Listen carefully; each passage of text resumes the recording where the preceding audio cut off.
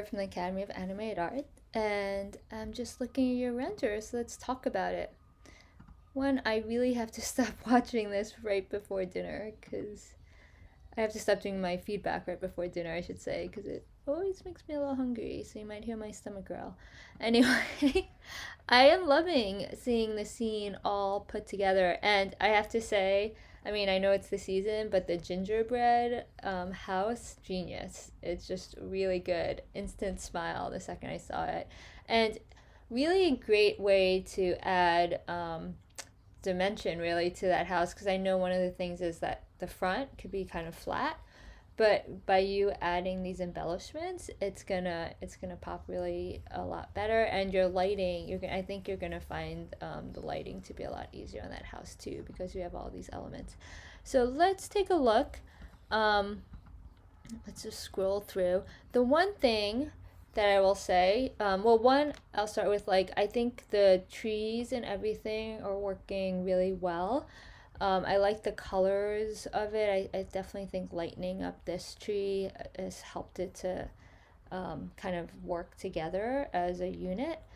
Something to consider, and this is a big thing for shading, is how close you're gonna get on the object, right? Because, like, something that's far away is much more forgiving than something that's super close up, and you can see that here.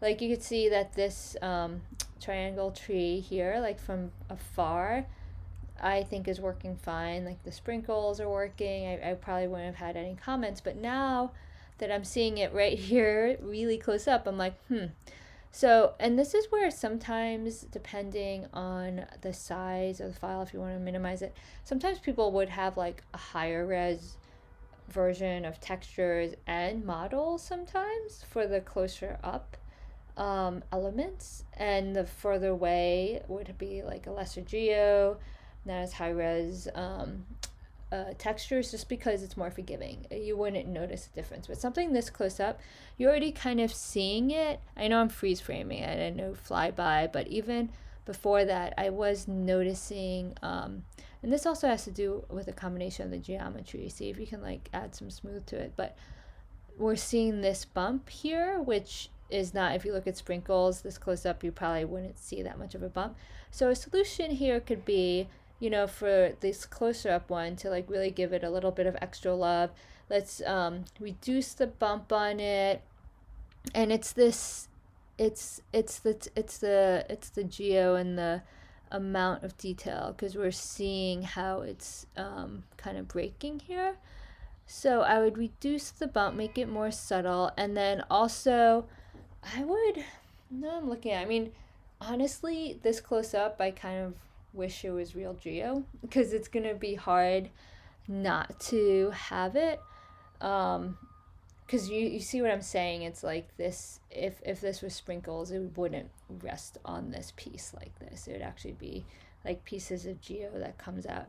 This is where like Houdini really shines, if we were doing this in Houdini, but we are not. So there are a couple things you can do about this, right?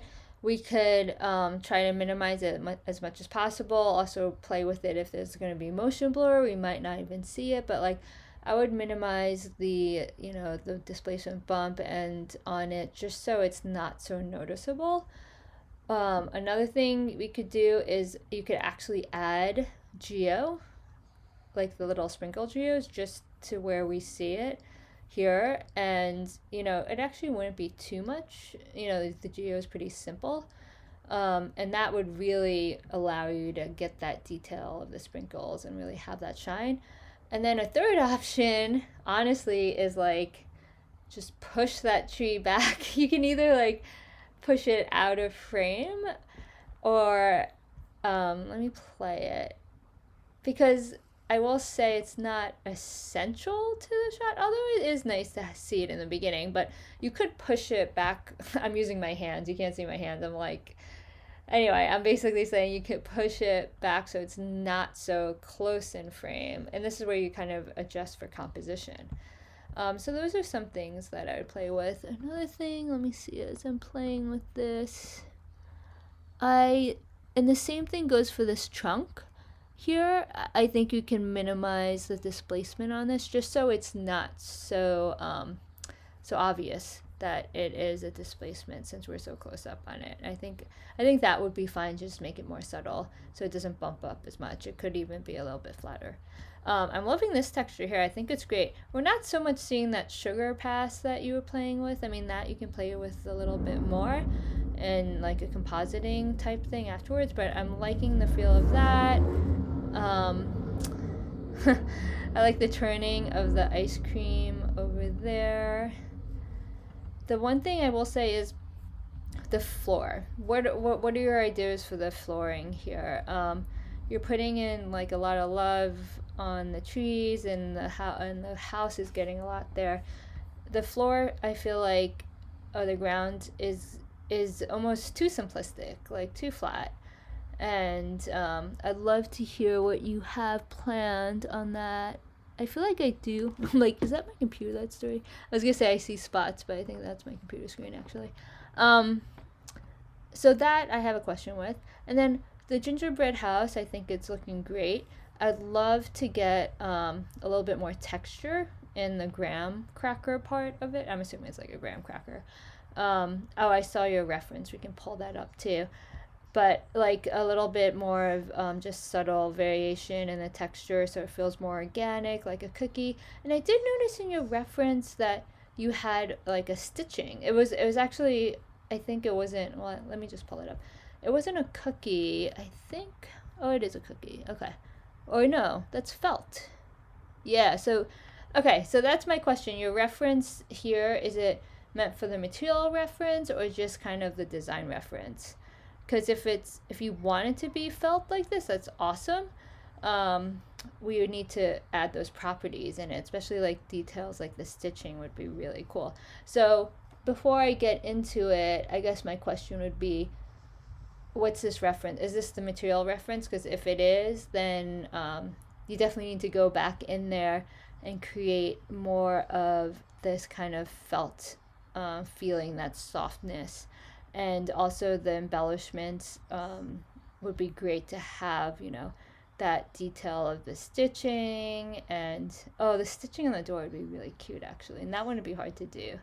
Anyway, so let me know what you decide on that. And then I'm looking at this. What's this reference for?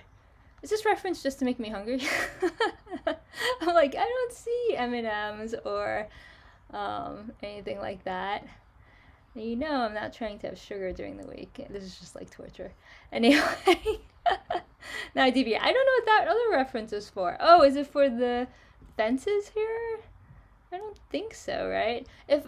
These fences, I don't know, you don't have reference for it, but it reminds me of those little sugar dots that I used to have as a kid. It's like a sheet of paper with like essentially little colored sugars. Anyway, if that's it, then spot on. Okay. Oh, shoot, sorry. And then the other thing, I have to learn not to ramble so much on these videos. But,